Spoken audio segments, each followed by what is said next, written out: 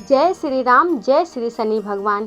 शनिवार व्रत कथा। एक समय स्वर्गलोक में सबसे बड़ा कौन के प्रश्न पर 9 ग्रहों में विवाद छिड़ गया। विवाद इतना बढ़ गया कि परस्पर भयंकर युद्ध की स्थिति बन गई। निर्णय के लिए सभी देवता देवराज इंद्र के पास पहुंचे और बोले, हे देवराज, आपको निर्णय करना होगा कि हम में से सबसे बड़ा कौन है। देवताओं का प्रश्न सुनकर देवराज इंद्र उलझन में पड़ गए। इंद्र बोले, मैं इस प्रश्न का उत्तर देने में असमर्थ हूँ। हम सभी पृथ्वी लोक में उज्जैनी नगरी में राजा विक्रमादित्य के पास चलते हैं। देवराज इंद्र सहित सभी नवग्रह देवता उज्जैनी नगरी में महल में पहुंचकर जब देवताओं ने उनसे अपना प्रश्न पूछा तो राजा विक्रमादित्य भी कुछ देर के लिए परेशान हो उठे, क्योंकि सभी देवता अपनी अपनी शक्तियों के कारण महान थे। किसी को भी छोटा या बड़ा कह देने से उनके क्रोध के प्रकोप से भयंकर हानि पहुंच सकती थी। अचानक राजा विक्रमादित्य को एक उपाय सूझा और उन्होंने विभिन्न धातुओं स्वर्ण, रजत, चांदी, कांसा, ताम्र, तांबा, सीसा, रागा, जस्ता, अभ्रक व लोहे के 9 आसन बनवाए। धातुओं के गुणों के अनुसार सभी आसनों को एक दूसरे के पीछे रखवाकर उन्होंने देवताओं को अपने अपने सिंहासन पर बैठने को कहा। देवताओं के बैठने के बाद राजा विक्रमादित्य ने कहा, आपका निर्णय तो स्वयं हो गया। जो सबसे पहले सिंहासन पर विराजमान है वही सबसे बड़ा है। राजा विक्रमादित्य के निर्णय को सुनकर शनि देवता ने सबसे पीछे आसन पर बैठने के कारण अपने को छोटा जानकर क्रोधित होकर कहा, राजा विक्रमादित्य, तुमने मुझे सबसे पीछे बैठाकर मेरा अपमान किया है। तुम मेरी शक्तियों से परिचित नहीं हो, मैं तुम्हारा सर्वनाश कर दूंगा। शनि ने कहा, सूर्य एक राशि पर 1 महीने के लिए रहते हैं, चंद्रमा 2.25 दिन के लिए, मंगल 1.5 महीने के, बुध और शुक्र 1 महीने, बृहस्पति 13 महीने रहते हैं। लेकिन मैं किसी राशि पर 7.5 वर्ष 7.5 तक रहता हूँ। बड़े बड़े देवताओं को मैंने अपने प्रकोप से पीड़ित किया है। राम को 7.5 के कारण ही वन में जाकर रहना पड़ा था और रावण को 7.5 के कारण ही युद्ध में मृत्यु का शिकार बनना पड़ा। राजा, अब तू भी मेरे प्रकोप से नहीं बच सकेगा। इसके बाद अन्य ग्रहों के देवता तो प्रसन्न होकर चले गए, परंतु शनिदेव बड़े क्रोध के साथ वहां से विदा हुए। राजा विक्रमादित्य पहले की तरह ही न्याय करते रहे। उनके राज्य में सभी स्त्री पुरुष बहुत आनंद से जीवन यापन कर रहे थे। कुछ दिन ऐसे ही बीत गए। उधर शनि देवता अपने अपमान को भूल नहीं पाए थे। विक्रमादित्य से बदला लेने के लिए एक दिन शनिदेव ने घोड़े के व्यापारी का रूप धारण किया और बहुत से घोड़ों के साथ उज्जैनी नगरी पहुंचे। राजा विक्रमादित्य ने राज्य में किसी घोड़े के व्यापारी के आने का समाचार सुना तो अपने अश्वपाल को कुछ घोड़े खरीदने के लिए भेजा। घोड़े बहुत कीमती थे। अश्वपाल ने जब वापस लौटकर इस संबंध में बताया तो राजा विक्रमादित्य ने स्वयं आकर एक सुंदर व शक्तिशाली घोड़े को पसंद किया। घोड़े की चाल देखने के लिए राजा उस घोड़े पर सवार हुए तो वह घोड़ा बिजली की गति से दौड़ पड़ा। तेजी से दौड़ता घोड़ा राजा को दूर एक जंगल में ले गया और फिर राजा को वहां गिराकर जंगल में कहीं गायब हो गया। राजा अपने नगर को लौटने के लिए जंगल में भटकने लगा, लेकिन उन्हें लौटने का कोई रास्ता नहीं मिला।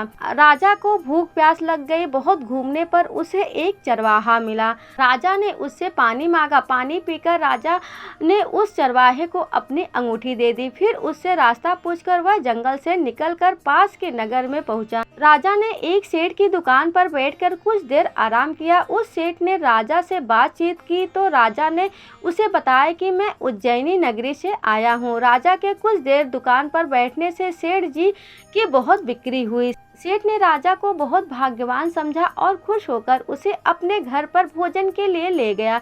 सेठ के घर में सोने का एक हार खूंटी पर लटका हुआ था। राजा को उस कमरे में छोड़कर सेठ कुछ देर के लिए बाहर चला गया।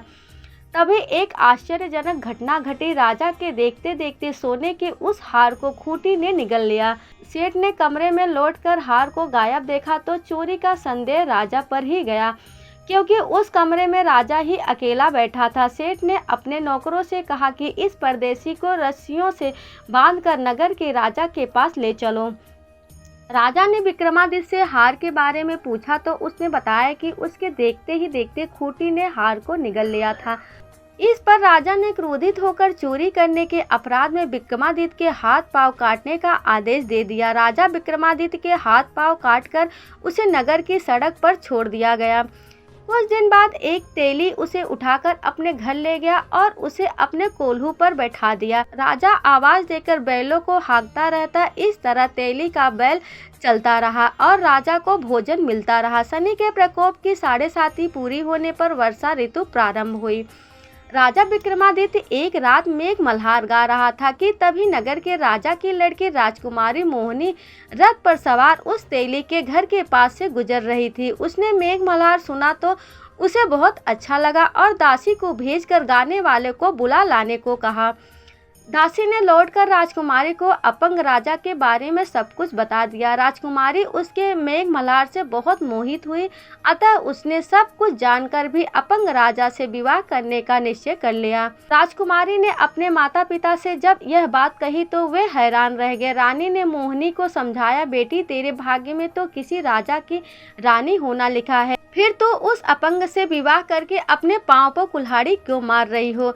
राजकुमारी ने अपनी जिद नहीं छोड़ी। अपनी जिद पूरी कराने के लिए उसने भोजन करना छोड़ दिया और प्राण त्याग देने का निश्चय कर लिया। आखिर राजा रानी को विवश होकर अपंग विक्रमादित्य के साथ राजकुमारी का विवाह करना पड़ा। विवाह के बाद राजा विक्रमादित्य और राजकुमारी तेली के घर में रहने लगे। उसी रात स्वप्न में शनिदेव ने राजा से कहा, राजा तुमने मेरा प्रकोप देख लिया, मैंने तुम्हें अपने अपमान का दंड दिया है। राजा ने शनिदेव से क्षमा करने को कहा और प्रार्थना की, हे शनिदेव आपने जितना दुख मुझे दिया है अन्य किसी को न देना। शनिदेव ने कुछ सोचकर कहा, राजा मैं तुम्हारी प्रार्थना स्वीकार करता हूँ। जो कोई स्त्री पुरुष मेरी पूजा करेगा, शनिवार को व्रत करके मेरी व्रत कथा सुनेगा, उस पर मेरी अनुकंपा बनी रहेगी। प्रातःकाल राजा विक्रमादित्य की नींद खुली तो अपने हाथ पांव देखकर राजा को बहुत खुशी हुई। उसने मन ही मन शनिदेव को प्रणाम किया। राजकुमारी भी राजा के हाथ पांव सही सलामत देखकर आश्चर्य में डूब गई। तब राजा विक्रमादित्य ने अपने परिचय देते हुए शनिदेव के प्रकोप की सारी कहानी सुना दी। सेठ को जब इस बात का पता चला तो दौड़ता हुआ तेली के घर पहुंचा और राजा के चरणों में गिरकर क्षमा मांगने लगा। राजा ने उसे क्षमा कर दिया क्योंकि यह सब तो शनिदेव के प्रकोप के कारण हुआ था। सेठ राजा को अपने घर ले गया और उसे भोजन कराया। भोजन कराते समय वहां एक आश्चर्यजनक घटना घटी। सबके देखते देखते उस खूंटी ने हार उगल दिया। सेठ जी ने अपनी बेटी का विवाह भी राजा के साथ करा दिया और बहुत से स्वर्ण आभूषण धन आदि देकर राजा को विदा कर दिया। राजा विक्रमादित्य राजकुमारी मोहिनी और सेठ की बेटी के साथ उज्जैनी पहुंचे तो नगरवासियों ने हर्ष से उनका स्वागत किया। अगले दिन राजा विक्रमादित्य ने पूरे राज्य में घोषणा कराई कि शनिदेव सब देवों में सर्वश्रेष्ठ हैं। प्रत्येक स्त्री पुरुष शनिवार को उनका व्रत करे और व्रत कथा अवश्य सुने।